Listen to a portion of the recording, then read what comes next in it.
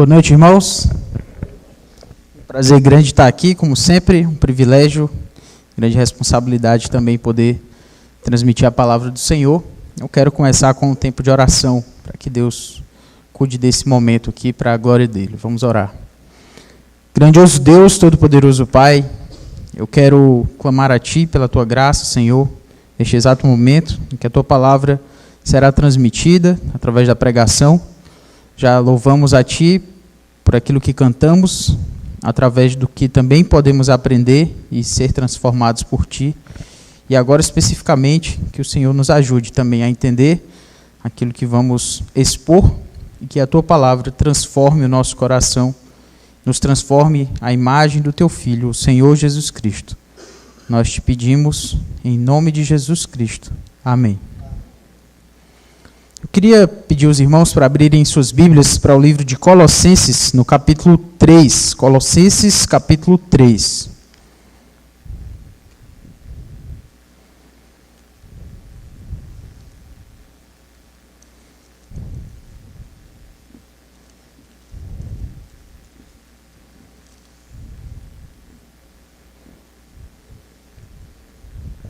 Colossenses, capítulo 3, versículos 12 até o 17.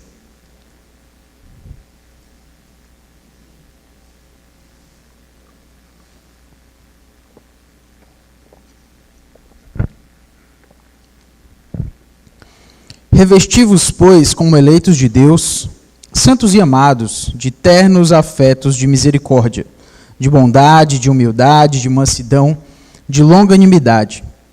Suportai-vos uns aos outros, perdoai-vos mutuamente, caso alguém tenha motivo de queixa contra outrem. Assim como o Senhor vos perdoou, assim também perdoai vós. Acima de tudo isto, porém, esteja o amor, que é o vínculo da perfeição. Seja a paz de Cristo o árbitro em vosso coração, a qual também fostes chamados em um só corpo, e sede agradecidos. Habite ricamente em vós a palavra de Cristo. Instruí-vos e aconselhai-vos mutuamente em toda a sabedoria, louvando a Deus com salmos e hinos e cânticos espirituais, com gratidão em vosso coração. E tudo o que fizerdes, seja em palavra, seja em ação, fazei-o em nome do Senhor Jesus, dando por ele graças a Deus Pai. O que a gente precisa pensar, irmãos, acerca desse texto, e acerca do livro de Colossenses como um todo, o irmão Ivens, pela manhã também nos trouxe uma exposição desse livro, foi a coincidência que, na verdade, é a providência de Deus a trazer esse texto para nós hoje à noite, já que a gente não tinha combinado nada sobre isso. Mas o que a gente precisa lembrar sobre o livro de Colossenses é que ele fala sobre Jesus Cristo ser aquele que está em primeiro lugar sobre todas as coisas. Se há algo que você precisa lembrar do livro de Colossenses, é que Cristo é aquele que está em primeiro lugar. A gente pode falar isso de algumas formas. A gente pode dizer que Jesus Cristo é aquele que tem a proeminência sobre tudo, que Jesus também é aquele que tem a preeminência sobre tudo, ou seja, em que ele veio antes de tudo e também que ele tem destaque sobre todas as coisas. Mas, com isso em mente, se a gente fosse ler o livro de Colossenses, desde o capítulo 1 até chegar aqui, dentro dessa carta, nós veríamos que o apóstolo Paulo ele está trazendo esse argumento para esses irmãos. Cristo está em primeiro lugar. E o apóstolo Paulo ele costuma fazer nas suas cartas uma estrutura que começa com uma espécie de exposição da teologia, uma exposição do que as coisas são da parte de Deus. Ou seja, ele fala nos capítulos 1 e 2, ele vai trazer muito dessa realidade de como Cristo está em primeiro lugar sobre todas as coisas, sobre principados, potestades, sobre os poderes espirituais, sobre tudo e sobre todos. Cristo está em primeiro lugar. Ele tem esse direito, ele vai mostrar que Cristo tem esse direito, porque foi através dele que todas as coisas foram criadas. Cristo tem o direito de ser o primeiro lugar, também no livro de Colossenses é falado, porque ele sustenta todas as coisas pela palavra do seu poder, e nele tudo subsiste. Enfim, a ideia é mostrar que que o apóstolo Paulo traz para a gente é que Cristo tem o direito de estar em primeiro lugar. E ele também tem o direito de estar em primeiro lugar sobre a nossa vida. O fato é que ele já é o primeiro lugar sobre todas as coisas. Mas ele precisa estar em primeiro lugar na nossa vida. Na nossa vida individualmente, no nosso relacionamento com Deus e também no nosso relacionamento uns com os outros, que é quando a gente chega aqui no capítulo 3.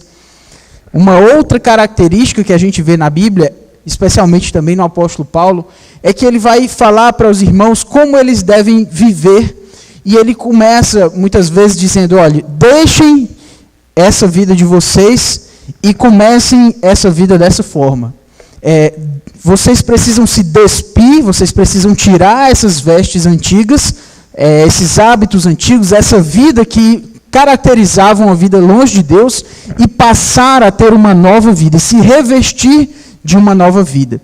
Então, no contexto imediato aqui, anteriormente o que ele já tinha falado era exatamente isso. Deixem essa vida de vocês, essa vida que caracterizava alguém que não seguia a Deus, alguém que tinha uma impiedade, como o irmão Ivens trouxe aqui para a gente pela manhã, e agora ele vai dizer como é que tem que ser a nossa vida. Mas o que é muito interessante dentro desse texto é que Paulo vai falar sobre os relacionamentos.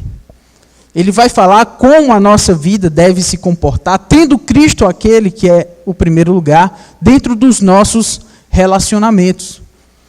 Normalmente a nossa ênfase, e eu lembro que pela manhã eu falei isso também, mas na aula da escola dominical, que a nossa ênfase normalmente quando a gente pensa na nossa vida com Deus é no nosso relacionamento com Deus, sobre como eu preciso temer a Deus, como eu preciso agradar a Deus no meu devocional, na minha ética, mas o Senhor Jesus Cristo também nos fala que nós precisamos amar o outro como a nós mesmos. E que desses dois mandamentos, amar a Deus de todo o coração, de toda a nossa alma, de toda a nossa força, de todo o nosso entendimento, e amar ao próximo como a si mesmo, é do que depende toda a lei e os profetas, o Senhor Jesus Cristo coloca. Ou seja, ele coloca o relacionamento com Deus, de uma certa forma, no mesmo patamar do nosso relacionamento uns com os outros, que normalmente é aquilo que a gente tende a esquecer, já que as pessoas nos decepcionam, mas Deus não nos decepciona. E aí a gente chega finalmente aqui no versículo 12, que vai trazer para a gente, quando Paulo diz aqui, revesti-vos, pois, como eleitos de Deus, santos e amados. Mas antes disso, se você vir o versículo 13, ele começa dizendo, suportai-vos uns aos outros, perdoai-vos mutuamente. O apóstolo Paulo está trazendo um contexto de relacionamentos, especificamente relacionamentos que costumam dar errado em algum ponto. É quando aquela pessoa que você ama, seja na igreja, seja a pessoa que está mais perto de você, o seu cônjuge, os seus pais, os seus irmãos, alguém nesse sentido dos seus relacionamentos passa a lhe decepcionar, peca contra você, fala algo que você não gosta. É esse o contexto que o apóstolo Paulo está trazendo aqui. E eu queria que a gente parasse e pensasse já sobre isso. É quando os relacionamentos não dão certo. Porque a gente tende a pensar que é uma vida dentro da igreja, a gente passa por aquela porta, aí tem uma aura de santidade aqui, que ninguém briga, ninguém olha mal um para o outro, e amém, esperamos que seja sempre assim, mas sabemos que nós somos pecadores, nós decepcionamos uns aos outros muitas vezes. E aí o que nós temos que fazer diante disso? Paulo começa, mais uma vez, versículo 12. Revesti-vos, pois, como eleitos de Deus, santos e amados. Eu quero já, novamente, o apóstolo Paulo diz aqui, olha, essa é a situação de vocês. Vocês são o que diante de Deus?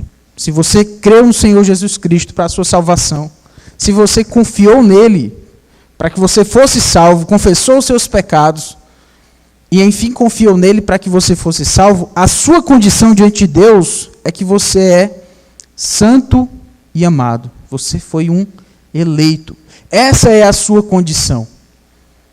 É a condição de quem foi separado por Deus. A palavra para santidade é uma palavra comum na Bíblia que fala sobre uma separação. Então, como alguém eleito de Deus, você foi separado por Ele.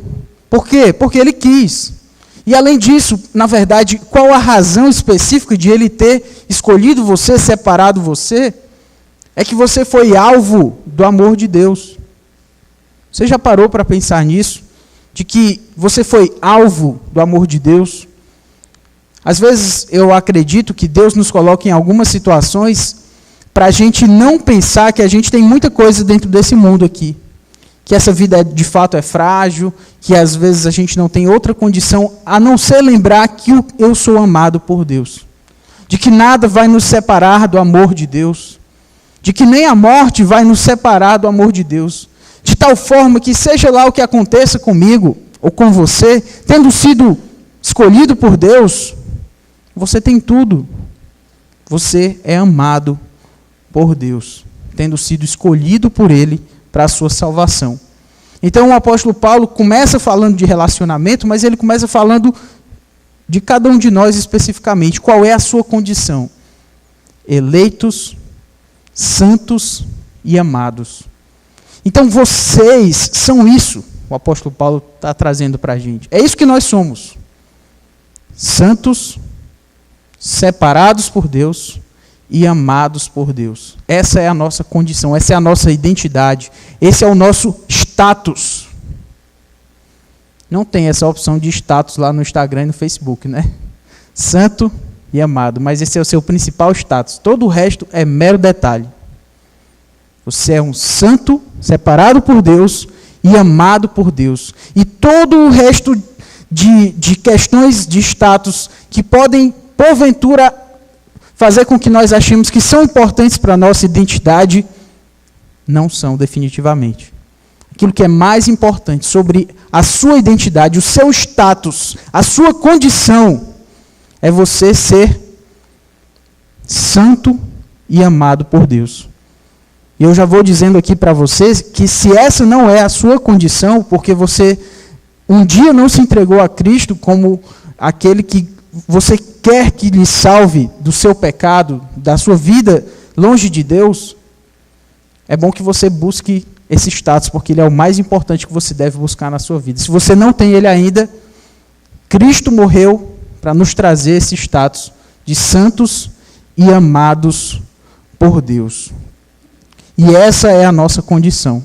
Então, naqueles dias bem difíceis da nossa vida, que a gente acha que a gente não tem nada, e às vezes Deus faz a gente pensar isso mesmo, você tem que lembrar disso. Eu sou santo e amado por Deus. Eu fui separado por Deus. Eu sou amado por Deus. O que mais que eu preciso da minha vida? Nada. Eu já tenho tudo de que eu preciso. Todo o resto que Deus nos dá é graça, porque essa é a nossa condição diante dele. Mas o texto prossegue, porque se ele simplesmente dissesse que nós somos santos, separados por Deus e amados por Deus, a gente poderia simplesmente, maravilha, que condição maravilhosa para mim, ser separado por Deus, ser amado por Deus. Agora é só deitar em uma rede e esperar a volta de Jesus, porque não tem mais o que fazer, já tenho a condição de que eu preciso, já estou bem demais. Mas, na verdade, Paulo traz esse indicativo, ele diz aquilo que nós somos, para dizer, vocês precisam se revestir como tais pessoas que vocês são. Vocês precisam ter com vocês isso aqui que eu vou dizer para vocês. Vocês precisam de ternos afetos de misericórdia. Uma vez eu perguntei para um irmão, fui pregar numa igreja, eu perguntei, não sabia como é que as pessoas costumavam pregar lá, e para a gente não ir, né, muito fora do padrão e tal. Aí ele disse, é bom você vir, né, de uma forma bíblica, né, porque diz aqui ternos, afetos, então é bom você ir de terno, né. Melhor continuar pregando, né, tá bom. Mas esses ternos afetos, eles têm uma característica bem interessante, pessoal. É que ternos afetos de misericórdia é uma palavrinha lá, originalmente, que traz para a gente a ideia, literalmente, de vísceras. Vísceras, né? Como a gente diz aqui no Ceará, né? Tripa, né? A palavra é essa mesmo. Porque naquela época, hoje, quando a gente fala sobre o centro do nosso ser, da nossa vontade, a gente pensa a gente fala o nosso coração, né? O meu coração está batendo mais forte, assim que a gente quer dizer quando os nossos sentimentos estão aflorados. Mas todo mundo sabe que o centro da nossa mente, aliás, dos nossos sentimentos, dos nossos pensamentos, está no cérebro, a gente sabe disso. Mas naquela época, a ideia era dizer que estava aqui nas tripas, né? E faz até sentido, né? Quando a gente sente uma vontade, a gente tem uma emoção muito grande, né? Já afeta alguma coisa aqui, né? O frio na barriga e outras coisas também, que a gente acaba sentindo quando a gente está muito nervoso, ou muito feliz, muito alegre, a gente sente aqui. Pois é. A ideia com isso é dizer que aquilo que nós sentimos deve ser de dentro para fora.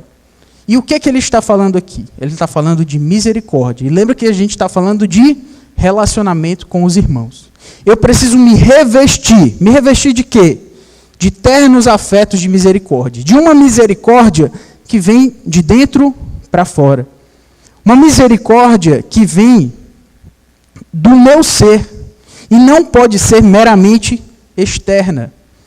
Irmão, se a gente está falando de misericórdia e que a gente tem que ter misericórdia nos nossos relacionamentos, só se fala de misericórdia porque alguém pecou contra você. Senão ninguém precisava de misericórdia. E a ideia aqui é essa. Nós precisamos nos revestir de alguns elementos, esses elementos caracterizam alguém que é um cristão. E o primeiro que ele menciona, já que nós somos santos e amados por Deus, é de uma misericórdia que vem do centro do nosso ser. Então, quando alguém peca contra nós, quando alguém nos decepciona, o que eu tenho que fazer com essa pessoa? Eu tenho que ter misericórdia para com ela. Ah, não, mas pode deixar. Eu tenho misericórdia sim. A pessoa me pede perdão, eu digo, tá bom, perdoo. Aquele perdão, sabe como é aquele perdão que a gente perdoa, mas lá no nosso coração está muito longe de a gente perdoar. Lá no nosso coração a gente fica dando o replay, né? Aquilo que aquela pessoa falou. E às vezes essa pessoa fez algo contra nós há 10 anos. E você está lá, dando replay naquilo que ela fez. Aí você fica lembrando. Mas não é assim que deve ser, porque a misericórdia da qual nós devemos nos revestir é uma misericórdia de dentro para fora. Uma misericórdia verdadeira, que vem do nosso coração, do nosso ser. A gente não pode fingir essa misericórdia, nem tem como, porque ela é uma misericórdia de dentro para fora. E o texto prossegue, de ternos afetos de misericórdia, ainda no versículo 13, de bondade, de humildade. É interessante também ele usar essas palavras, são palavras que descrevem o próprio Senhor Jesus Cristo. De mansidão, de longanimidade. A gente poderia parar e falar sobre cada uma delas, mas não tem como não lembrar do Senhor Jesus Cristo em cada uma delas. Nos nossos relacionamentos precisamos de longanimidade. A longanimidade, a paciência. A palavra longanimidade, ela é muito bem traduzida porque lembra da gente sobre um longo sentimento. Ou como a gente costuma dizer, um longo pavio nos nossos relacionamentos. Ah, mas eu tenho um pavio curto. Você pode até ter um pavio curto, mas acontece que a Bíblia diz que você precisa jogar fora o seu pavio curto e se revestir de um pavio longo. É isso que se quer falar com longanimidade. Porque se nos seus relacionamentos, se nos nossos relacionamentos nós vamos seguir com um pavio curto, esses relacionamentos vão ser caracterizados por conflitos. Conflitos que não são tratados, que não são resolvidos, que a cada momento você está explodindo. Mas ternos afetos de misericórdia, bondade, humildade, mansidão e longanimidade É daquilo que nós devemos nos revestir para começarmos a pensar nos nossos relacionamentos. Por quê? Porque nós somos santos e amados por Deus. Santos e amados, eleitos por Deus. Essa é a nossa condição. Sendo essa a nossa condição, essa deve ser a nossa atitude. Esse é o seu status, pois viva a partir desse status, com esses elementos para os nossos relacionamentos. Em outras palavras, tentando resumir aqui o que o versículo 12 traz para a gente, revista-se das vestes de Cristo. E se você se revestir das vestes de Cristo, alguns elementos vão fluir disso. Algumas atitudes vão fluir de você se revestindo das vestes de Cristo diante do seu relacionamento. E aí, finalmente, a gente chega no versículo 13.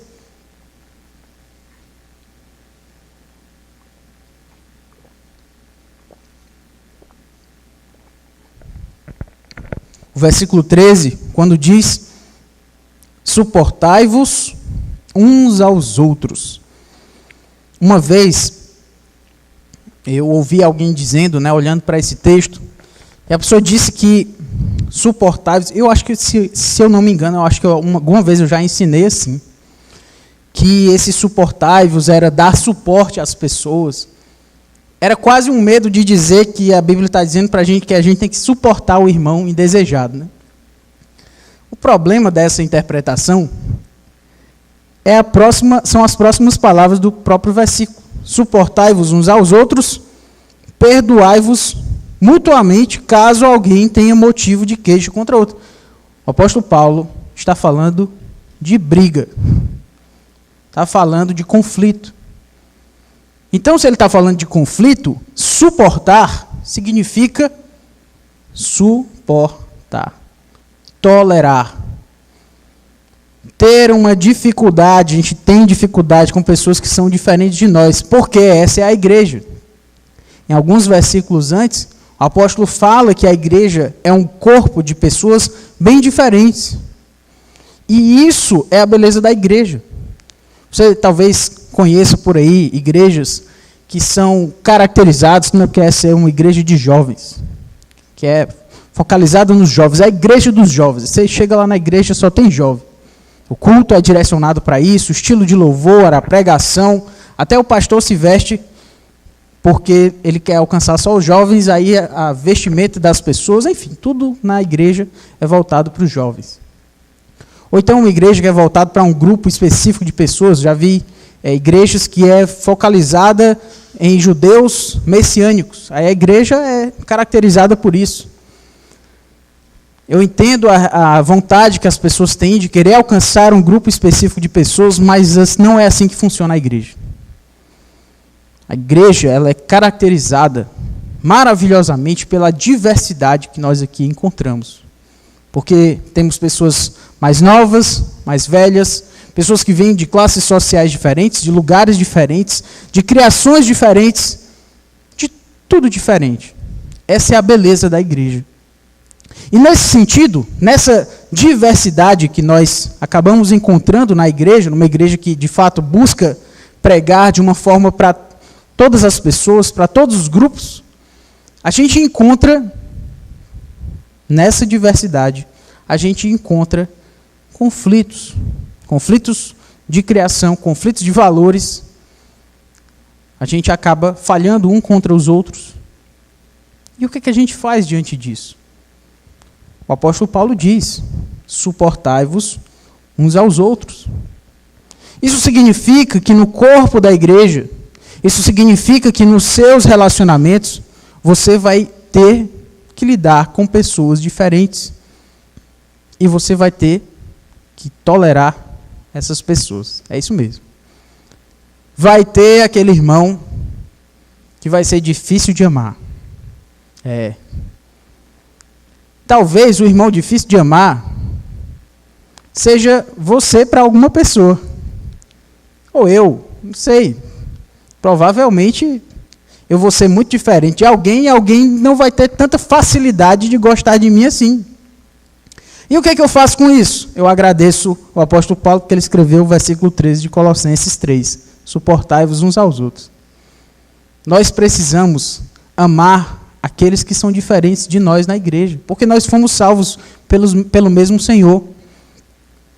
Nós somos santos e amados.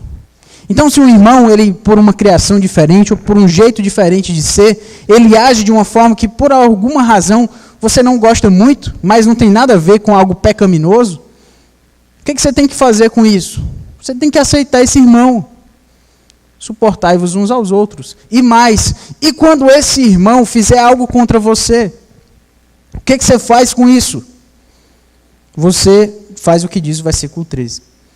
Perdoai-vos mutuamente, caso alguém tenha motivo de queixa contra outrem.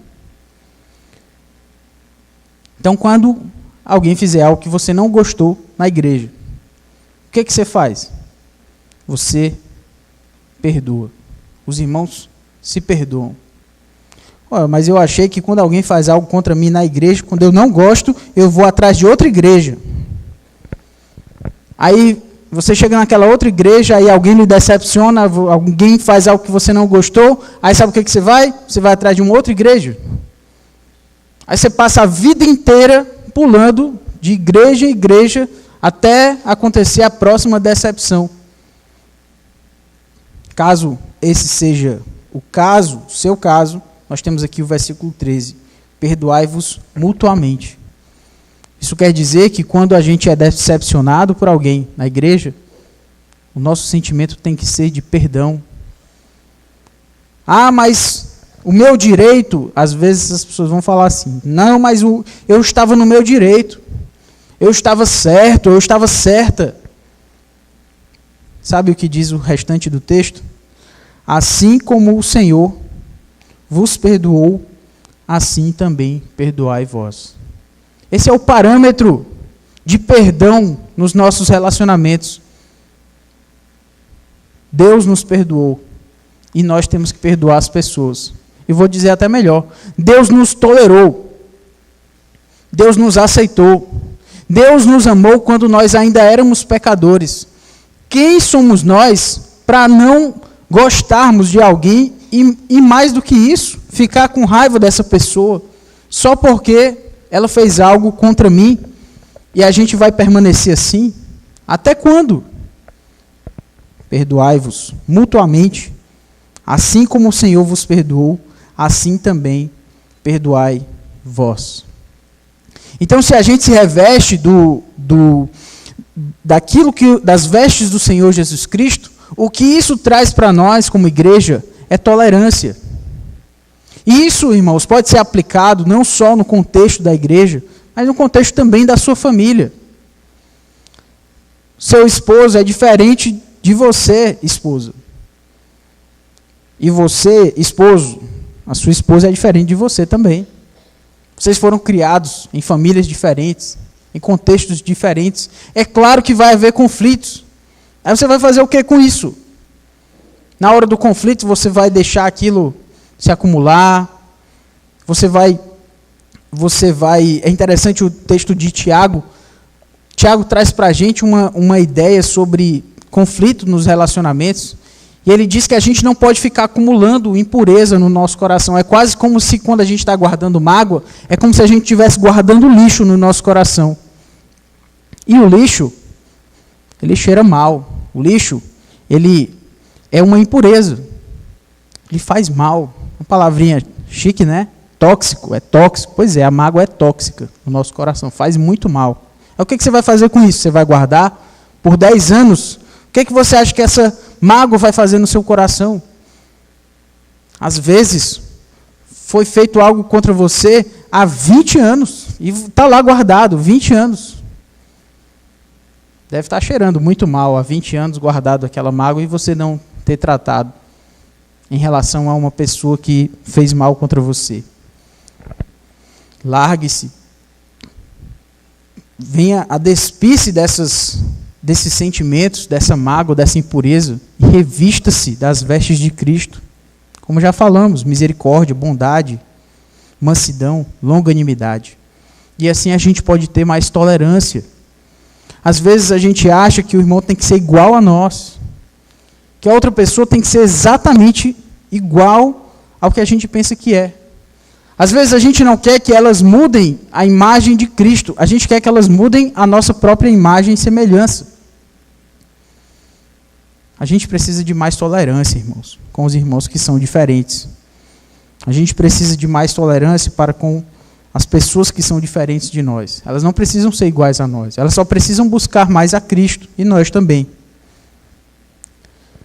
O texto prossegue quando diz: acima de tudo isto, porém, esteja o amor, que é o vínculo da perfeição. É uma clareza ainda maior sobre essa tolerância. Por que a gente precisa dessa tolerância? Porque a gente precisa desse amor. Esse amor é o vínculo que nós temos uns para com os outros. Se a gente largar isso, não sobra nada entre nós. Não vai sobrar nada na sua família, no seu casamento, entre os seus irmãos, entre os seus pais. Não vai sobrar nada se a gente largar o amor que vem de Deus, o amor sacrificial, a misericórdia, a paz, que é exatamente o contexto do próximo versículo. Então, retomando aqui o raciocínio, nós precisamos nos revestir das vestes de Cristo. Tendo esse revestimento, irmãos, isso traz para a gente, isso flui em uma atitude de tolerância para com o irmão diferente de nós, para com aquele que age de forma diferente daquilo que você é. Mas além disso, nós também podemos ter a paz nos nossos relacionamentos. Veja no versículo 15: seja a paz de Cristo o árbitro em vosso coração, a qual também foste chamados em um só corpo, e sede agradecidos. Durante algum tempo eu entendi esse texto como algo muito puramente interno. Eu tenho que ter uma paz e essa paz vai me guiar nas minhas decisões. Está nesse caminho a ideia do texto, mas ela é mais especificamente ligada à ideia de relacionamentos também. Os nossos relacionamentos, eles devem ser identificados pela paz que Cristo nos dá. As nossas decisões nos nossos relacionamentos devem refletir a paz que Cristo nos dá. Então não faz sentido um casal que não se fala já faz um tempo.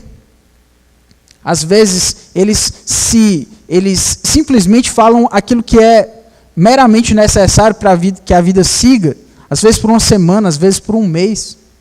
Uma vez eu conheci um casal assim. Já faziam semanas que eles só se falavam o que era meramente necessário para que a convivência continuasse. Mas nós temos a paz de Cristo. E nos nossos relacionamentos, essa paz de Cristo, ela deve ser evidenciada. Então, se alguém fez algo contra você, aquele relacionamento ele está em conflito, e já vimos aqui que os conflitos fazem parte dos relacionamentos. Acontece. Não estou dizendo que a gente não vai ter conflito. O que não pode ter é não tratar os conflitos. Porque a paz de Cristo deve ser o árbitro em nosso coração. Então, as minhas decisões dos meus relacionamentos devem ser pautadas a partir dessa realidade da paz de Cristo. Eu tenho uma paz com Cristo. Cristo é a minha paz. Como é que o meu casamento não reflete essa paz? Como é que o meu relacionamento com os meus filhos não reflete essa paz? Como é que o meu relacionamento com os meus pais não reflete essa paz? Como é que o meu relacionamento com os meus irmãos na igreja não reflete essa paz? Se eu tenho a paz de Cristo, isso flui para os relacionamentos. E o conflito que vai existir, já que nós somos pecadores e diferentes, ele precisa ser tratado a partir dessa paz. Se você tem a paz de Cristo, você não poderia ficar em paz sem ficar em conflito com alguém, entendeu? É paradoxal, mas é isso mesmo. Algumas pessoas conseguem simplesmente manter o conflito ou manter aquela situação de tensão. Não, deixa para lá. Se for mexer nisso vai ficar pior, não tem essa ideia, né? Não. Se for tratar isso aí, vai voltar muita coisa, aí não vai dar certo.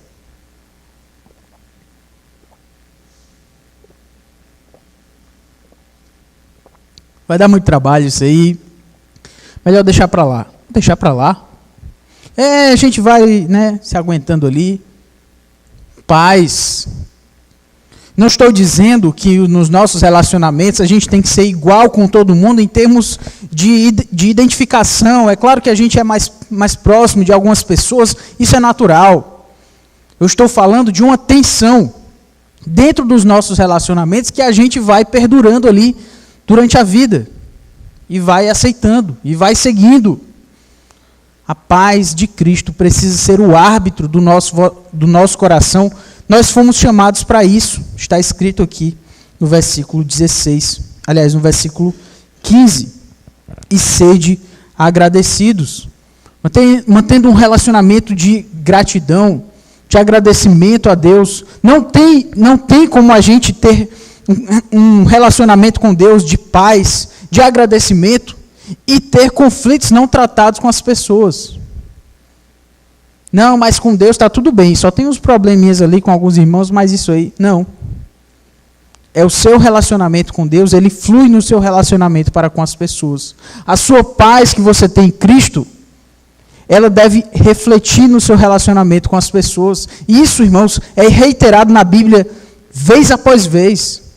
Sobre a questão da ceia, sobre a questão do serviço, sobre a questão até mesmo da oferta. Sobre alguém que vai dar uma oferta para Deus, mas tem uma dificuldade com um irmão não tratada. E isso é mostrado na Bíblia como algo difícil, como algo que precisa ser tratado para você dar uma oferta para Deus, para você tomar a ceia, para você servir a Deus. Não, mas no ministério a gente vai lá, a gente vai servir. E como estão os seus relacionamentos? Será que você tem buscado estar em paz com as pessoas? A Bíblia também diz, no que depender de vós, tende paz com todos os santos. A nossa tendência, especialmente quando alguém que age contra nós, é dizer, não, ele que vem atrás. Se depender, no que depender de nós.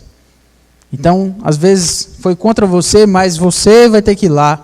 Você tem que chamar a atenção daquela situação e você tem que resolver. Está sobre você essa responsabilidade. No seu casamento tem uma situação difícil lá, o casal brigou e precisa tratar. Alguém tem que ir lá e tentar resolver aquilo. Não tem como viver tranquilo assim. Porque é a paz de Cristo que tem que ser o árbitro do nosso coração. Ou seja, as nossas decisões. Aquilo que a gente faz precisa ser tratado a partir dessa paz. E muito cuidado, irmãos. Muito cuidado quando você estiver certo. Vou repetir. Tenha muito cuidado quando você estiver certo no conflito. Quando você é a pessoa que não falhou. Porque geralmente a gente lança mão dessa posição, às vezes para tripudiar sobre o outro está pedindo perdão, mas você dá uma de difícil, né? Esmaga a cana quebrada, apaga a torcida que fumega. Não, mas agora não fez contra mim, está pedindo perdão, mas deixa um tempinho aí. A paz de Cristo tem que ser o árbitro. A ideia de árbitro é aquilo que vai decidir as nossas... É aquilo que vai definir as nossas decisões. Então, quando alguém vem pedir perdão para você, você perdoa como Deus perdoou você e os seus pecados. Já pensou se quando a gente fosse chegar para Cristo e expor os nossos pecados, confessar os nossos pecados e pedir perdão a Cristo, Cristo se fizesse de difícil para com a gente? Nossa situação estaria bem ruim. Mas Cristo não se faz de difícil. Cristo perdoa. Ele estende a sua mão de misericórdia e nos dá o seu perdão. E é assim que deve ser pautado o relacionamento de um crente no Senhor Jesus Cristo. A partir da paz de Cristo. E as suas decisões nos relacionamentos. Eu estou certo. A paz de Cristo tem que definir suas decisões quando você está certo. Mas sou eu que estou errado. A paz de Cristo deve definir as suas ações quando você está errado. que é óbvia, é ir lá e pedir perdão. Não tem o que fazer. Mas como é que eu vou pedir perdão? É assim, ó. Caso você tenha dificuldade, eu vou lhe ensinar a pedir perdão, certo? Você chega lá para a pessoa e diz assim, ó. Você tinha razão. Eu errei. Eu pequei. Me perdoe. Se quiser anotar, viu? É assim. Porque deve ser muito difícil para a gente não conseguir fazer, né? É porque deve ser muito complexo, tem muitas fórmulas matemáticas para chegar nessa conclusão. Né? É o nosso coração que é muito orgulhoso para chegar e pedir perdão. Mas é isso. Pedir perdão quando você estiver errado, a paz de Cristo vai definir minha decisão. O que é? Pedir perdão. Estou certo. A paz de Cristo tem que definir a minha decisão. Qual deve ser? Se a outra pessoa não veio falar comigo, você ora a Deus, pede graça e vai lá. Ei, você pecou contra mim. Foi mesmo? Foi. Pecou. Foi assim. Foi difícil. Eu acho que você tem que me pedir perdão. É difícil, eu sei que é difícil. Estou falando aqui para vocês, mas estou imaginando várias vezes aqui que isso nunca vai ser fácil para mim também. Mas a paz de Cristo, ela é o árbitro do nosso coração. Ela tem que definir as nossas decisões nos nossos relacionamentos.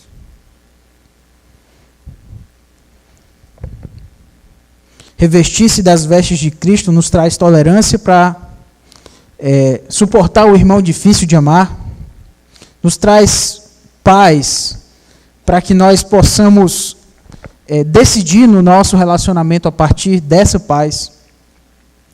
E nos revestir das vestes de Cristo também nos traz o ensino da palavra de Deus uns para com os outros. Veja aí no versículo 16. Habite ricamente em vós a palavra de Cristo. Instruí-vos e aconselhai-vos mutuamente em toda a sabedoria, louvando a Deus com salmos e hinos e cânticos espirituais, com gratidão em vosso coração. Eu gosto muito dessa palavra, habite, no versículo 16. Faça morada no seu coração a palavra de Deus. É como se a palavra de Deus se sentisse à vontade no nosso coração. A ideia é essa. É que a palavra de Deus se sinta em casa no seu coração. Pensa nisso. Algumas vezes, nos nossos relacionamentos, a palavra de Deus, ela não se sente à vontade. Sabe o que muitas vezes se sente à vontade nos nossos relacionamentos? Aquelas conversas tipo, se valorize. Você não tem que ceder tão facilmente não, você tem que se valorizar. Esse tipo de conversa não vem da palavra de Deus. O que precisa habitar no nosso coração, se sentir à vontade no nosso coração, é a palavra. Então, no meio daquele conflito, daquela dificuldade, pense naquela dificuldade a partir da palavra. Você foi aquele que foi ofendido. Lembre-se do que a palavra diz sobre ser ofendido. Cristo foi ofendido e nos perdoou. Pense a partir disso. A palavra de Deus, ela deveria se sentir à vontade. Eu sei que a palavra de Deus não é uma pessoa, mas o que eu quero dizer é que, às vezes, algumas pessoas, quando elas falam sobre a palavra de Deus, você chega e leva um susto assim. Eita, nem estava esperando que essa pessoa ia falar sobre a palavra de Deus. Sobre a Bíblia. Trazer um versículo, você fica até impressionado. Já outras pessoas, eu lembro uma vez estava conversando com um senhor, nunca mais esqueci desse senhor, um irmão em Cristo. E a gente ali conversando sobre qualquer coisa. Aí ele lembrava de um versículo sobre aquela situação. Como é, esse momento aqui é muito feliz. Aí ele trazia a alegria do Senhor, a nossa força. Aí a gente ia falar sobre outra coisa, aí ele trazia um versículo novamente. E era assim. Eu tenho que confessar que eu fiquei com inveja daquele irmão. Ele sabia muitos versículos memorizados. Para toda situação ele tinha um versículo.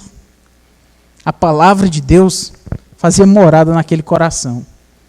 Nunca mais esqueci dele. E eu acho que deveria ser assim no nosso coração também, sabe?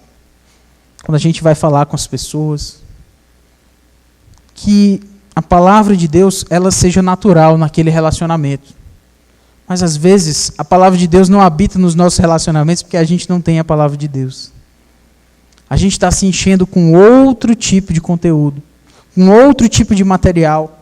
A gente está enchendo o nosso coração com a mágoa, com a raiva, com aquele replay que a gente fica dando ali, daquilo que aquela pessoa nos fez de errado. Sabe o que é que você vai falar se você está se alimentando disso? Você também só vai externar raiva, mágoa, rancor. E as suas palavras vão ser amargas, vão ser duras. Habite ricamente em vós a palavra de Cristo. E o texto prossegue: instruí-vos e aconselhai-vos, versículo 16, mutuamente. Como é que isso precisa ser feito nos relacionamentos da igreja? Uns aconselhando aos outros, instruindo aos outros, exortando uns aos outros nos erros em que um comete contra o outro. E como isso? Também através do louvor a Deus, como diz aí, louvando a Deus com salmos e hinos e cânticos espirituais, com gratidão em vosso coração.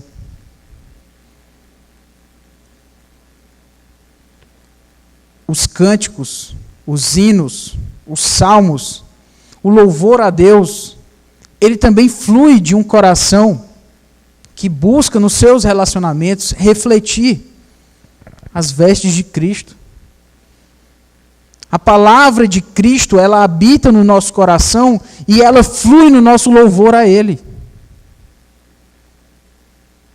Eu preciso confessar para os irmãos que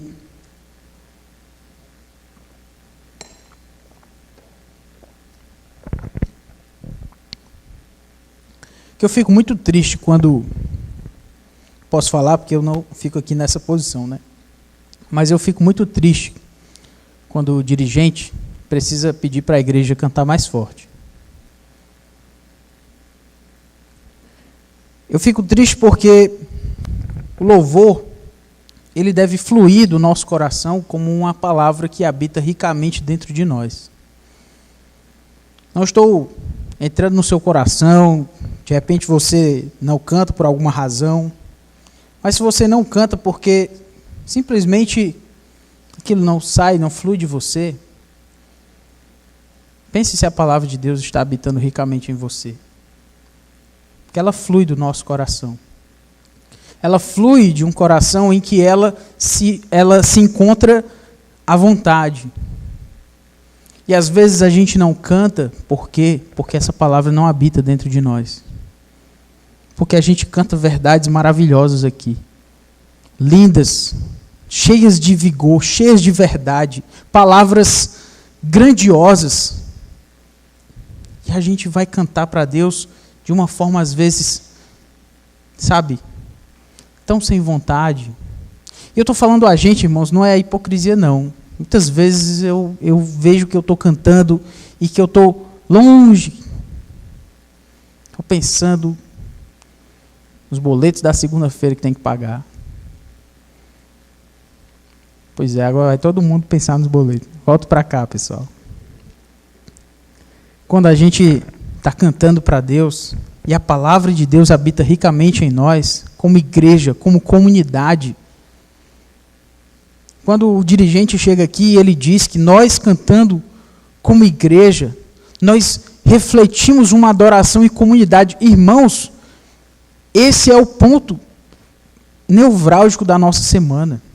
Nós estamos adorando como igreja. Cristo morreu para nós adorarmos como igreja. Cristo morreu para você e eu cantarmos aqui a Ele. Foi caro.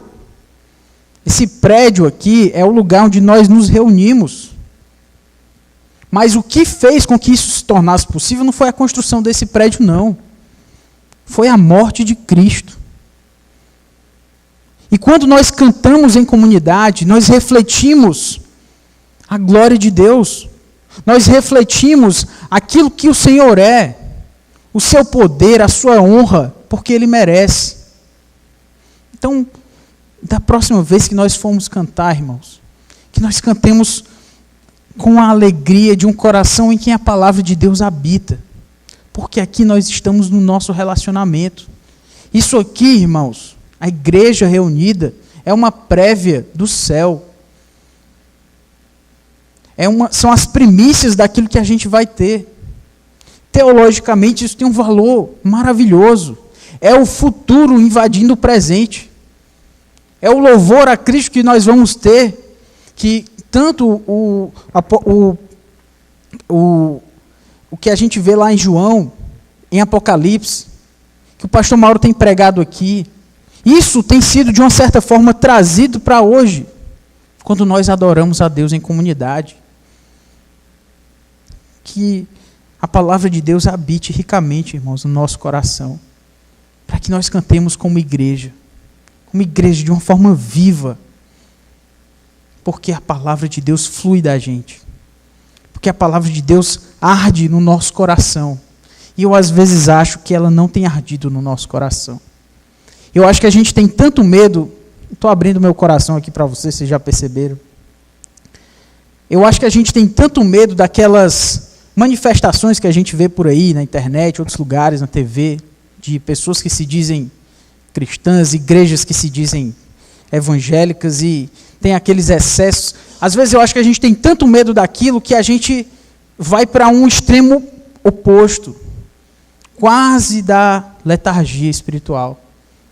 É uma racionalidade tão absoluta e a gente esquece desses ternos afetos de misericórdia, de uma adoração, de uma misericórdia que vem do nosso coração, que vem dos nossos sentimentos. Os nossos sentimentos, eles estão presentes na adoração também, irmãos.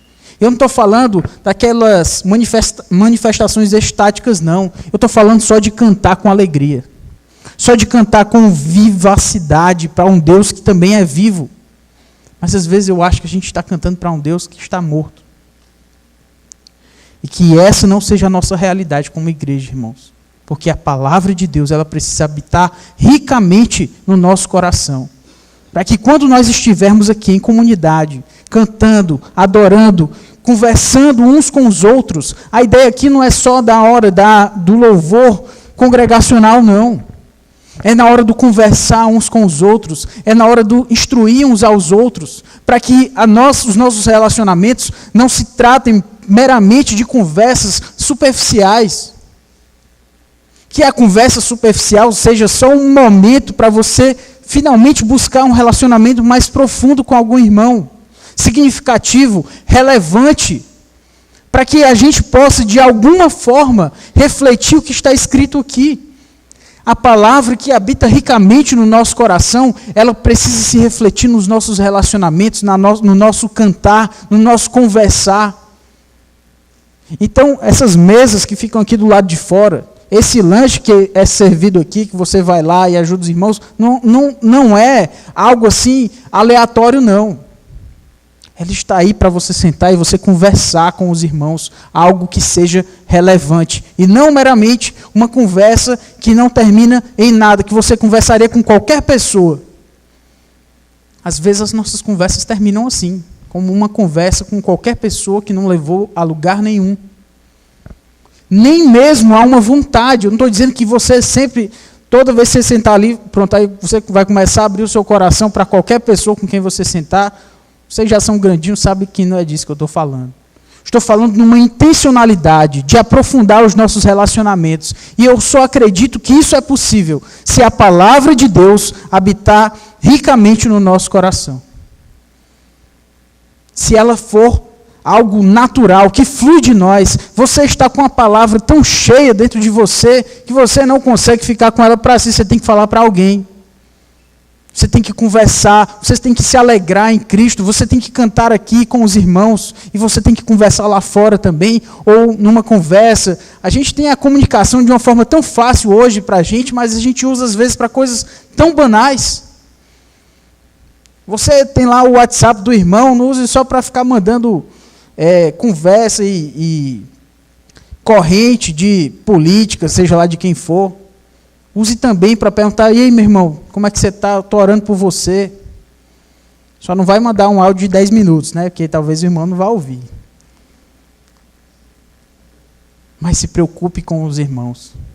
E use a palavra de Cristo que habita ricamente no nosso coração para que os nossos relacionamentos sejam mais verdadeiros, mais profundos, menos superficiais. Por último, no versículo 17, diz: e tudo quanto fizerdes, seja em palavra, seja em ação, fazei-o em nome do Senhor Jesus, dando por ele graças a Deus Pai. Revestir-se das vestes de Cristo. Lá do versículo 12, nos faz chegar no versículo 17 com uma consagração, fazendo tudo para a glória de Deus, fazendo tudo em nome do Senhor, seja em palavra, seja em ação. As palavras que saem da nossa boca, as ações que saem das nossas mãos, elas têm que ser feitas na autoridade e no nome do Senhor Jesus. Será que a gente conseguiria fazer isso? Ter clareza de que a gente está fazendo isso mesmo? Agindo, falando, a partir do Senhor Jesus Cristo? Eu posso dizer que muitas vezes não é assim que eu tenho agido. Às vezes eu tenho agido em nome do Felipe. Às vezes eu tenho falado em nome do Felipe. Às vezes não, irmãos. Muitas vezes. Mas não é assim que deveria ser. Ao invés de agir e falar em meu próprio nome, eu deveria agir e falar em nome de Cristo, em tudo aquilo que eu faço, porque eu sou um santo e um amado por Deus, e essa é a sua condição em Cristo também. E isso deve ser refletido nos nossos relacionamentos. Não adianta você só estar bem com Deus e não estar bem com os irmãos, com as pessoas que estão perto de você. Que assim nós venhamos a refletir a nossa condição. Se estamos e se somos revestidos das vestes de Cristo, isso vai se refletir em tolerância para com aqueles irmãos que são mais difíceis de serem amados, diferentes de nós. Na paz de Cristo, sendo o árbitro do nosso coração e definindo as nossas atitudes uns para com os outros. No ensino da palavra e no falar dessa palavra que deve habitar ricamente no nosso coração, e também numa consagração absoluta de falar e agir em nome do Senhor Jesus Cristo e não em nome de nós mesmos. Vamos nos revestir das vestes de Cristo, aplicando Colossenses capítulo 3, versículos 12 a 17 no nosso coração, para que essa palavra ela arda dentro de nós, que a palavra de Deus, essa palavra, seja natural para nós, seja algo que flui do nosso coração, irmãos. E que o nosso relacionamento como igreja não seja superficial, mas seja profundo e verdadeiro, alicerçado no sangue de Cristo, no vínculo da perfeição, que é o amor. Vamos orar. Grandioso Deus, todo-poderoso Pai, quero louvar e agradecer a Ti, Senhor, pela Tua palavra, que nos confronta, que nos molda, que nos transforma, Senhor, pelo poder do Teu Santo Espírito. E pedimos a Ti, Senhor, que o Senhor nos transforme como igreja, para a honra e para a glória do Senhor. Nós te pedimos isso em Cristo Jesus. Amém.